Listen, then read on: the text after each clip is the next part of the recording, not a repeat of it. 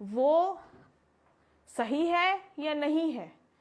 इतने लोगों के बीच में 7 दिन के क्लास में चाय का बिल 12,000 रुपये आना, तो मुझे ऐसा लगा कि 7 दिन में 12,000 रुपये चाय का देना, या फिर लाइट बिल 7 दिन में कई बार 15,000, 10,000, 12,000, 20,000 तक आ जाता है।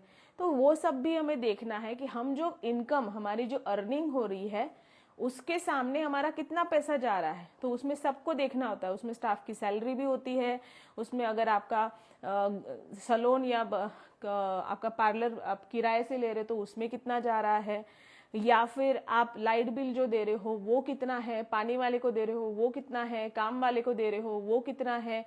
उसके अलावा आपको ये भी ध्यान रखना है कि जैसे अगर सपोज आप खुद, जैसे आपका घर भी सपोज रेंट से है, तो आपका घर का रेंट भी आपको देखना है, क्योंकि सिंपल सी बात है, आपको ये सब कुछ किसके लिए देना है, अपने, आप जिसमें से कमा रहे हो उसमें से। फिर आपके घर का भी आ जाता है इसमें कहीं ना कहीं। अगर आपके घर में बच्चे पढ़ लिख रहे हैं, या घर में जो भी आपको लग रहा है, घर का लाइट बिल है, ये सब कुछ अगर आप काउंट करो ना, उसके बाद आपकी मंथली आपकी इनकम जो है वो किस तरीके से है और आपके लिए कितना बच रहा है, वो ध्यान देना बहुत जरूरी है। फिलहाल तो हम यहाँ पर सिर्फ सैलून और पार्लर की बात कर रहे हैं, बट फिर भी सपोज आपने सैलून में महीने का 1 लाख रुपए कमाया, ठीक है, और आपके सैलून में खर्चा हुआ है 50,000 रुपीज, ठीक है, 50K आपका सैलून में खर्चा हुआ, आपने 1 लाख रुपए कमाया।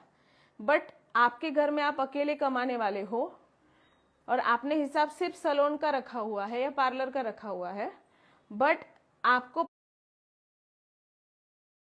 पता चलता है कि आपके घर में भी आपको महीने के 20,000 रुपए लग रहे हैं। जस्ट एक एग्जांपल दे रही हूँ, तो आपके पास बचेगा कितना, सिर्फ 30,000 रुपए। या फिर आपको पता चले कि घर में भी आपको 30,000 लग रहे, तो आपके पास महीने का बचेगा सिर्फ कितना, 20,000 रुपए, ठीक है। अब स्टार्टिंग के लिए ये बात सही है, इसमें मैं गलत नहीं बोलूंगी कि चलो 20,000 भी सेव हो रहे हैं, इट्स ओके। लेकिन धीरे धीरे धीरे धीरे आपको उसको भी चेंज करना पड़ेगा, मतलब आपको ग्रो करना पड़ेगा, और ग्रो इंसान ये सारे मैनेजमेंट से ही होता है, ठीक है। तो आप लोग कमेंट ऑन करो। सो ये वाला दूसरा हिस्सा समझ में आया कि आप जब भी अपना सैलून डालें तो आपको सब चीजों का ध्यान रखना है।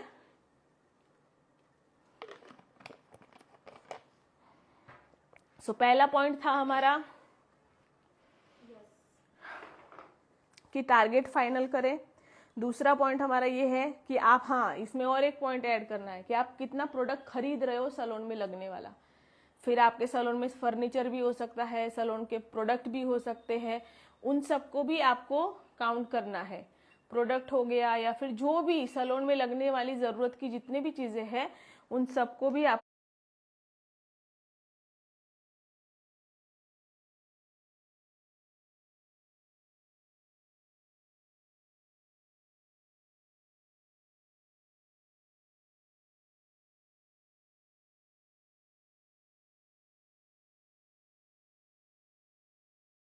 को काउंट करना है।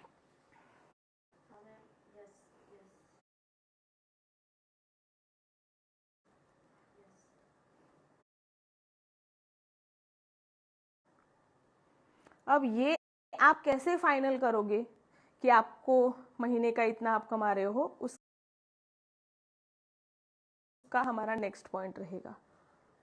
इतना ध्यान कभी देते हो क्या? ऐसा कभी सोचते हो क्या आप लोग?